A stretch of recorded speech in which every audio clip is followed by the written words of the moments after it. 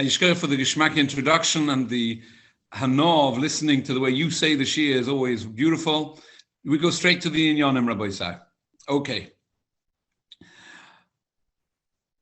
There's different levels and different stages in those who suffer from diabetes. In today's world, if it's a balanced condition, we can take care of things in a very professional way with the right pump, and the patient in today's world doesn't always have to be involved in monitoring the diabetes and the blood sugar going up and going down. However, in early stage diabetes, when things are not yet balanced and worked out, the call it tried and tested method has always been to take some blood from the finger, test it, and that gave you the idea, and you knew whether you were trying to whether you needed to take sugar or insulin, and that was the way you made a decision. Now, diabetes in its essence is a life-threatening situation, and that being the case, we're dealing with a situation of sakana, and if a person suffers from diabetes, then we have no choice. He has to, if we don't have a machine that's able to take care of things, then we have to allow him to take blood on Shabbos and test the blood and act accordingly. Now, that's an accepted psak, and it's pashut. It's pikuach nefesh, pikuach nefesh. Question is, at certain stages when Yom Kippur comes, and I have two choices. I can either eat on Yom Kippur. I have a suffix, perhaps I need to take sugar. I have no suffix that if I took sugar, I'll be okay.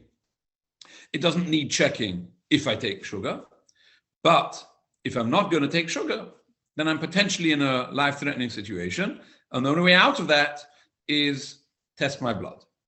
So pikuach nefesh would intrinsically allow me either or. Pikuach nefesh allows me to eat sugar on Yom Kippur because otherwise my life is in danger. Pikuach nefesh would at the same time allow me to test my blood, and in that way not have to eat on Yom Kippur. Now the question is, I'm in a situation where it's either taking blood on Yom Kippur, testing it, and I'll know whether I need to take sugar. Most likely that I'll avoid having to take the sugar that way, 90%. But as a 10%, I will have to take sugar. That's true. I might end up taking the blood and having the sugar. But most likely, if I take the blood, it's going to tell me no need to take sugar. On the other hand, if I don't take the blood and I have no way of knowing my situation, there's a 10% risk of life, so I'll have to take sugar. Pikuach nefesh will allow me to choose one of these two. We have a rule in the Gemara which says that a person's in danger on Yom Kippur. We allow him to do what he needs to do, but if he has an option of one or the other, then the din is ma'achilin oisai hakal hakal. You have to take the more lenient of the two isurim rather than the more chomer. And now the question is, which one should I choose? Do I do a better to choose taking the blood when I'm doing an issa of one of the malachas, which the Torah forbids on Shabbos and Yom Kippur? Or on the other hand, is it better don't do the malacha and do eat on Yom Kippur the sugar? That's the question which the poskim discuss, and one of those aspects we want to look into today.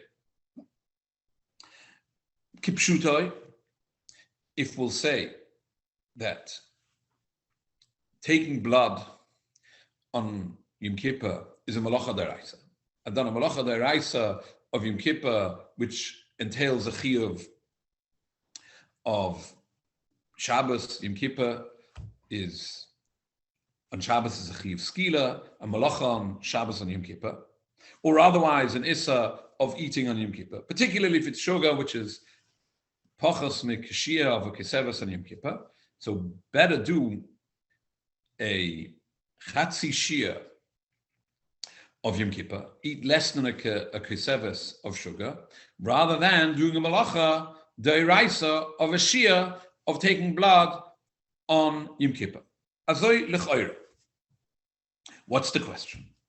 Question is that it could be that taking blood on Shabbos and Yom Kippur in order to determine my blood sugar level could be is not a malacha da'iraisa. Could be it's a drabonon. And if it's a drabonon, then obviously rather do the drabonon of taking blood on Yom Kippur rather than eating sugar, even though, albeit it's pachas mikashir, but chatzishir is also asur min ha'Torah. Chatzishir might have the kula that it doesn't entail a chiyuv koros, but it still remains an issa deraisa.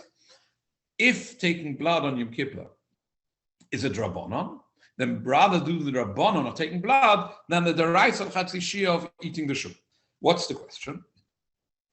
We know that a malacha deraisa has to be a malacha tzricha legufa. It's done for the reason why it was done, the malacha in the Mishkan. You do hoitzah, you carry out something from your house to the Rishus HaRabim. So malacha tzricha legufa is, if you need something in the Rishus HaRabim, you took it from the house to the Rishus HaRabim, like they did in the Mishkan. They took something from Rishus HaYachid because they needed to carry it into the Rishus HaRabim. What happens, says the Gemara, moitzi es hameis. The mace is in the house. You don't want the mace to stay in the house, so you take the mace out of the house in Rishus HaRabim. You have no te'eles from the mace being in Rishus HaRabim, but you've gained that you're now able, that the kohanim can now be in the house. So you took the malacha, you took the mace out the house, albeit in the Maisa malacha, you did the normal Maisa malacha, exactly like it was done in the Mishkan, but it's a malacha she'eina tzricha legufa. It's not done for the purpose for which it was done in the Mishkan. Malacha she'eina tzricha legufa, which is a machlaikus, but kipshuta, it's a machlaikus rishonim, malacha she'eina tzricha legufa, the Raisa drabanim, kipshuta, it's only a drabanim. That being the case, it would make sense to say that the same applies over here. The malacha of taking dam is when you need the dam and you have something to do with the dam. If you take out blood because you need the blood to give it to your kelev to eat, you're looking for blood, your kelev wants to eat blood, you take out blood because you want the blood and you're going to use the blood, that's a malacha tzricha legufa. Here, what's happening? I'm taking out the blood, I have no purpose per se in the blood, but I can use the blood to give me information. That l'ch'oira should be called a malacha she'eina tzricha legufa. If we say that garnering information from the blood is a malacha she'eina tzricha legufa, then in our story over here, rather do the malacha she'eina tzricha legufa of taking blood on Yom Kippur rather than the chiyuv da'iraisa of chatzi shir of eating the sugar. However, poskim all bring down the same raya from Tosis in Ksuvas. The Gemara in Ksuvas discusses mahu livel b'tchila b'Shabbos, when the intention of the person is to be moitzi the dam.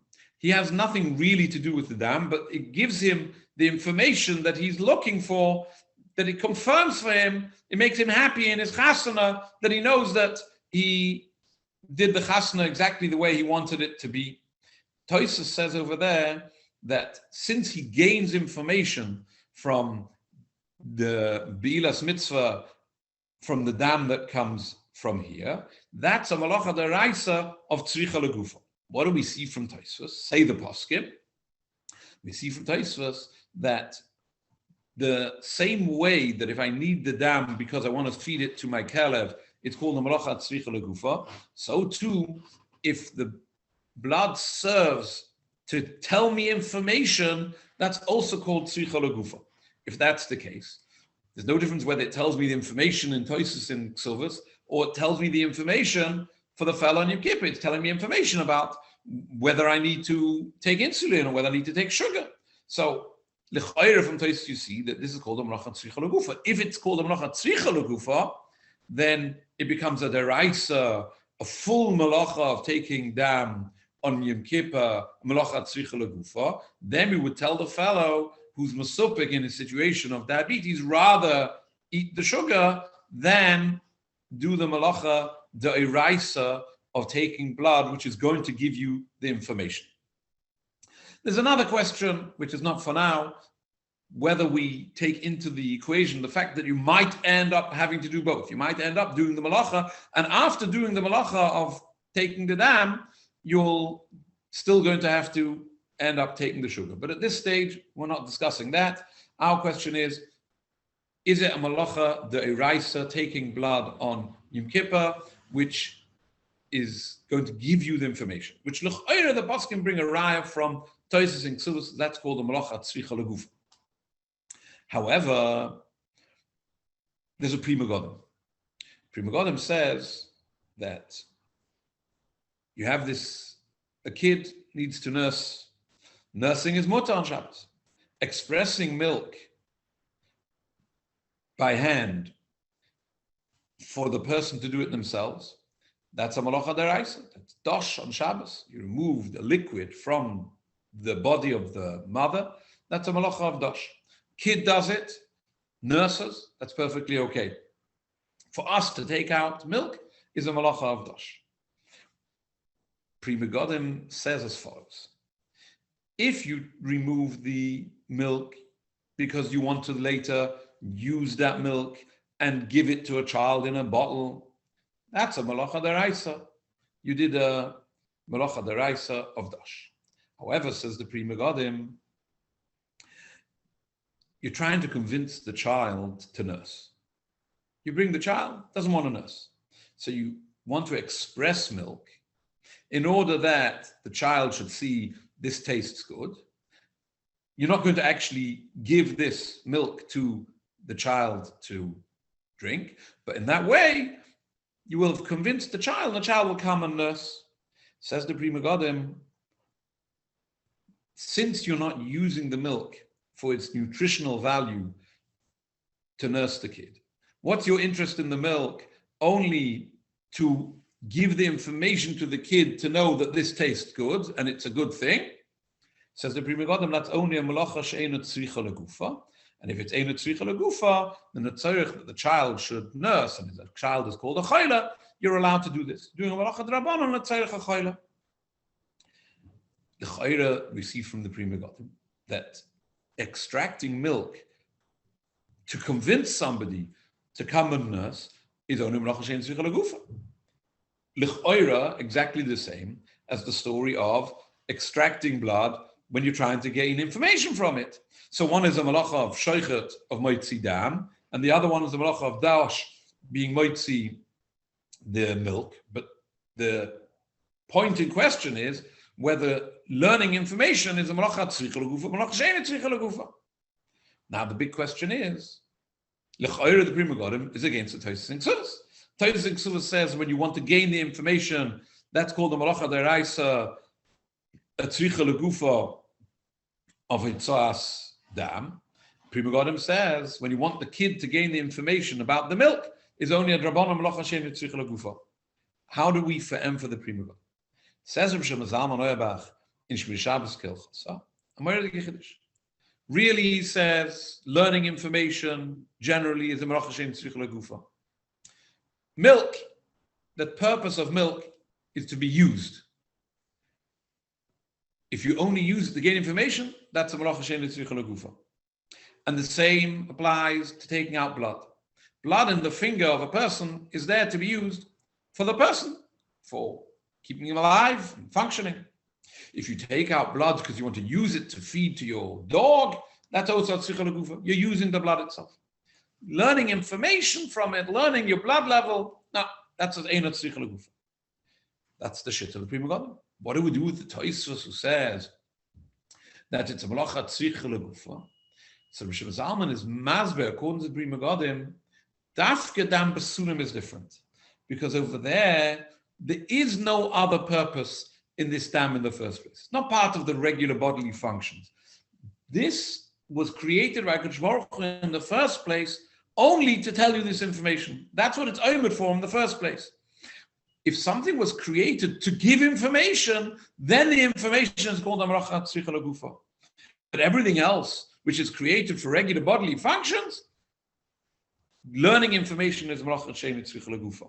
So according to the Pri Megadim, taking out blood in order to test it, to know the blood level of the person, is again a melacha she'eina tzricha legufa. And the Pri Megadim will tell you, rather take blood on Yom Kippur and test and gain that you don't need to take the sugar, rather than a melacha of a chatzi shia of eating the sugar on Yom Kippur.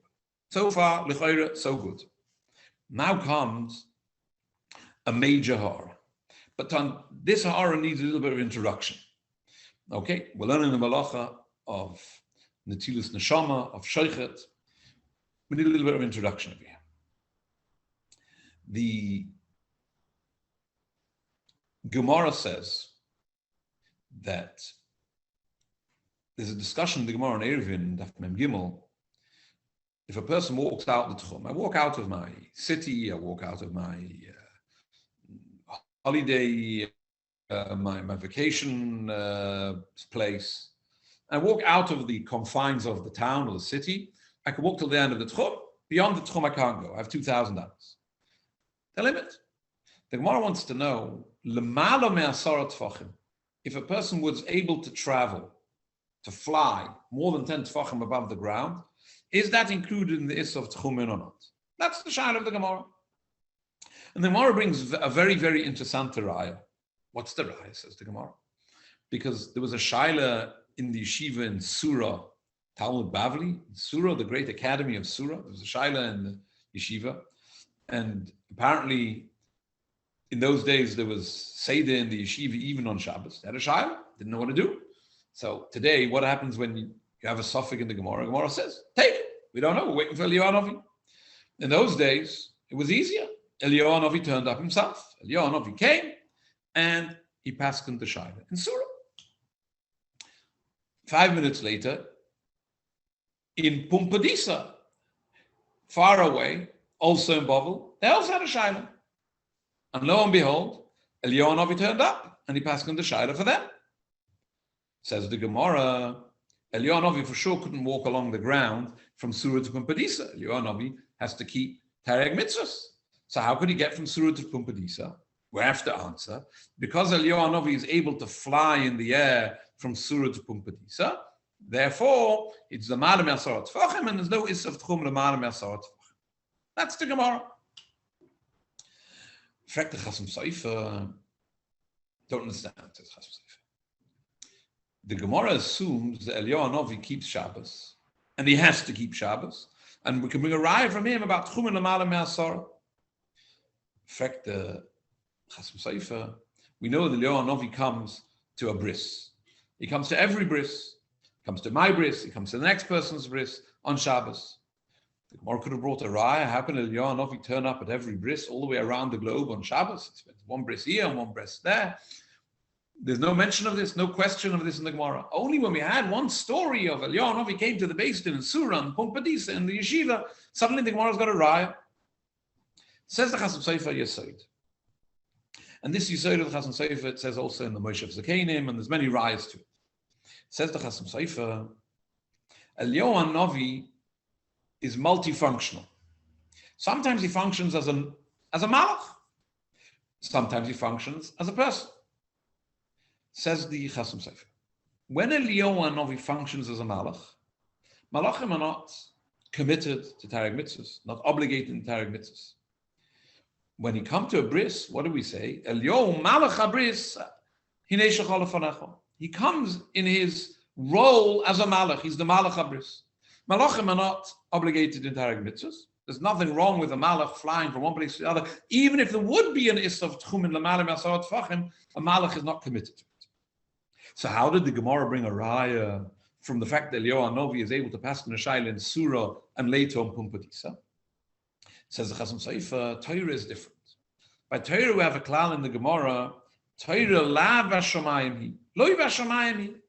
If we have a shayla based in, the Gemara says about Metzia, even if you hear a Basker which tells us in Shamayim they pass on the shayla this way or that way, we don't pass on that way.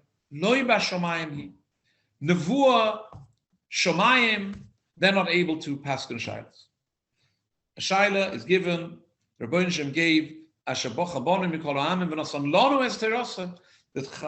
Chachamim are the ones who have to pass on the shayla. So how can Eliyahu Hanavi guide the Talmidei Chachamim in Surah and Pumbedisa in Halacha? The answer is Eliyahu Hanavi has a second function. Eliyahu Hanavi is a major Talmid Chacham. Eliyahu Hanavi comes from Achia Hashiloini. Eliyahu Hanavi was Mekabel the Messiah, Doirach Adoir from Moshe Rabbeinu. Eliyahu Hanavi is much closer to Matan Torah. Eliyahu Hanavi knows Al Pi Halacha how to be Machriya Shaila, which in later generations, in days of Amiran, they didn't know what the halacha is. So Eliyahu Hanavi comes to the yeshiva and surah and Pumbedisa not as a function of a Navi, because a Navi can't pass on the Shaila anyway.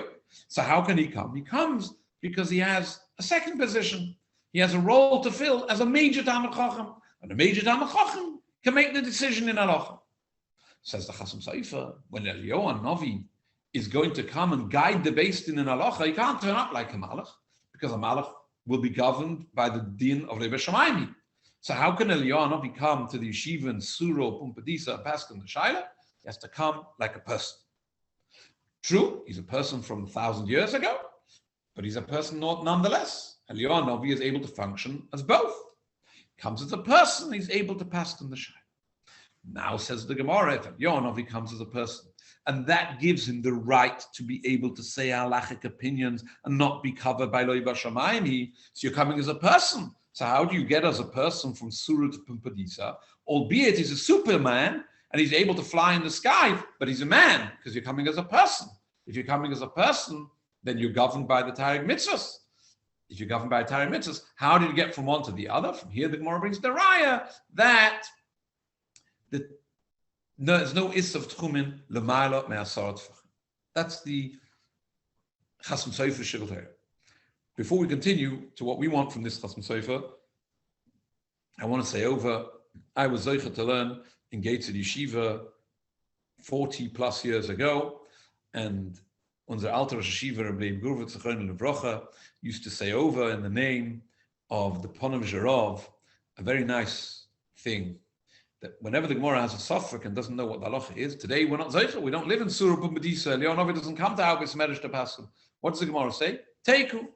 What's Teiku mean? So the Farshim explain. Teiku is the Rosh Tevis Tov Yud Kuf Vav. Tishbi Yetaret Kushir Tzvi. Tishbi means Eliyahu Hanavi, who's called Eliyahu Tishbi. That Tishbi Yetaret, he's the one who's going to make the final decision. That's the pshat in the Gemara. The Gemara was written in Surah Pumbedisa, but they didn't have a Surah Eliyahu Hanavi to pass in the Shaila then. Tishbi Yetaret. Frek the Ponav HaRav, we always refer to him as Eliyahu Hanavi. Suddenly here, he's called Tishbi, it's the same person. The Gemara could as easily have said Eliyahu Yetaret as easily as Tishbi Yetaret. So instead of saying Teiku in the Gemara, say Eiku in the Gemara. Eliyahu Yetaret Kushir Tzvi boys. Where's this strange reference come from? Tishbi Yetaret Kushir Tzvi boys.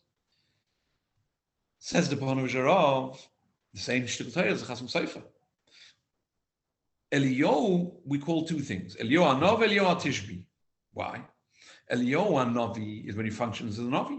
You need a Navi, a Malach, to come to a bris. You need an Eliyahu Hanavi to come and tell you that Mashiach is coming. For that, you need Eliyahu Hanavi. But Yetaret, if you have a Shaila in a Gemara Bab Metzia and you need a Achron, Halacha L'Maisa, Eliyahu Hanavi is not going to help you. Lo B'Shamayim. How is he able to paskin the Shaila for you? Because he's a major Talmid Chacham, he's close to Matan Torah. So you're talking about a person, a mensch. Eliyahu Hanavi turns up dressed as a person like all of us. Where did he come from? From which town did this goof come from? From the town of Tishbi. So when you're passing a Shaila, then the Gemara refers to him as Tishbi rather than Eliyahu. That's the Shtickle Torah, Rebbe Gurvitz, B'Shem, the Ponav HaRav.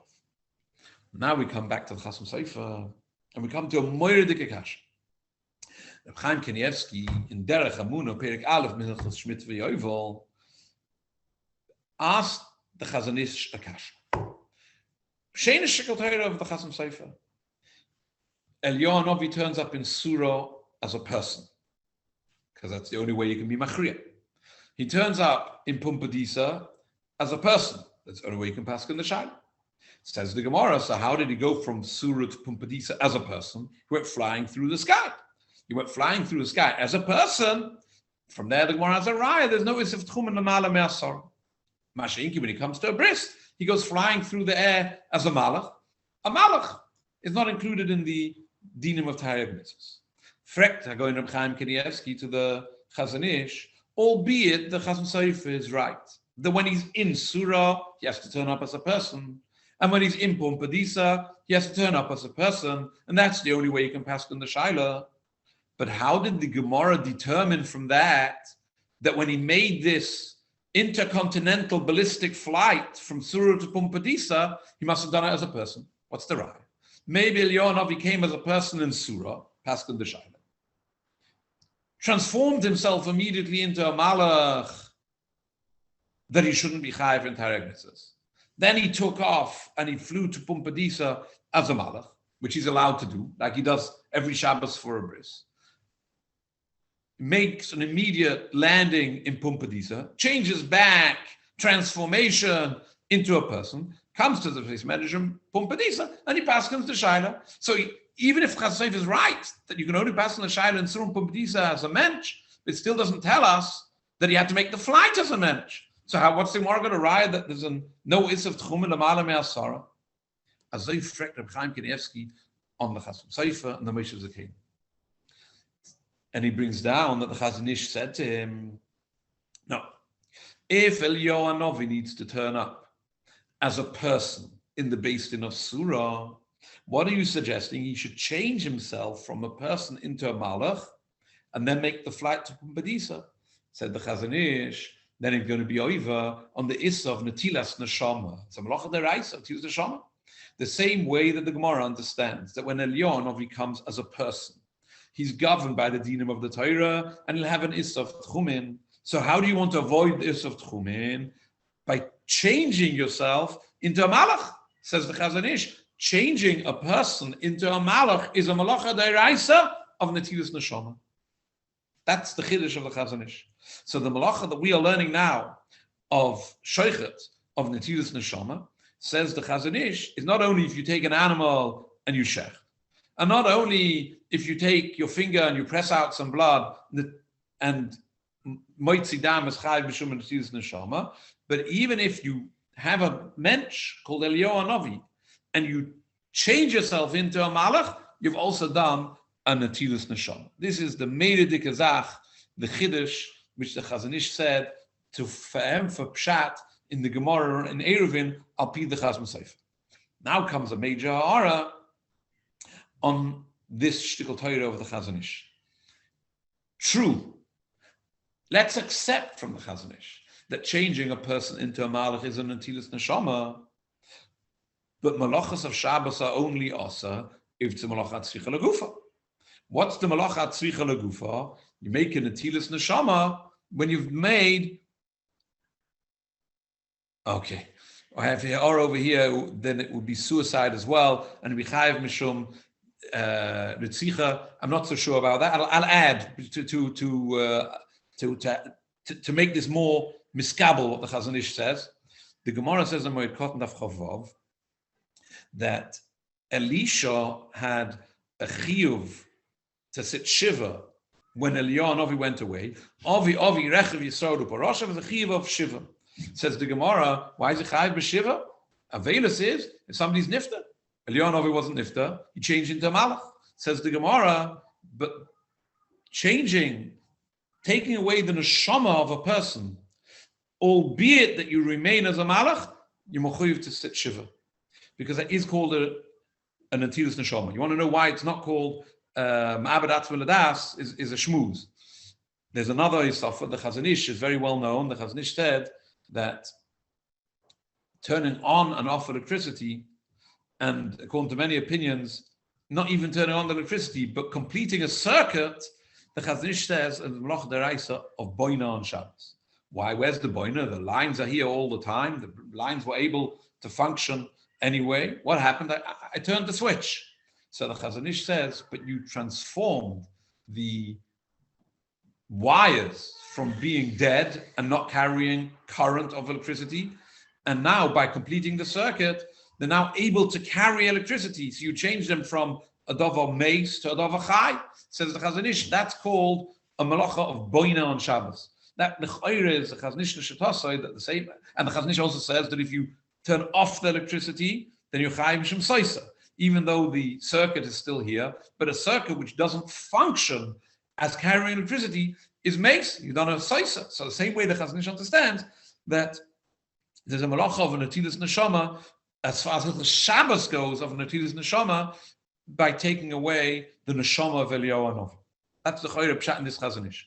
Now the shaila is aber lechayre it's a malacha she'ein tzricha legufa. Not only in tzricha legufa, it might even be called a mekalkel. Now lechayre the pshat in the Chazon Ish is al pi the Gemara in Shabbos daf kuf vav.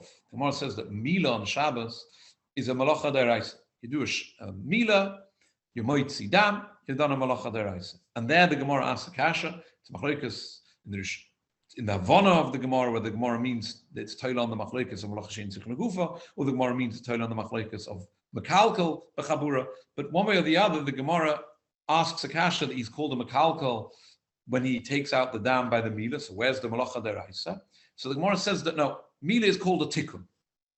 What's the tikkun? Says machlokes Rashi and Tosfos, what is the tikkun?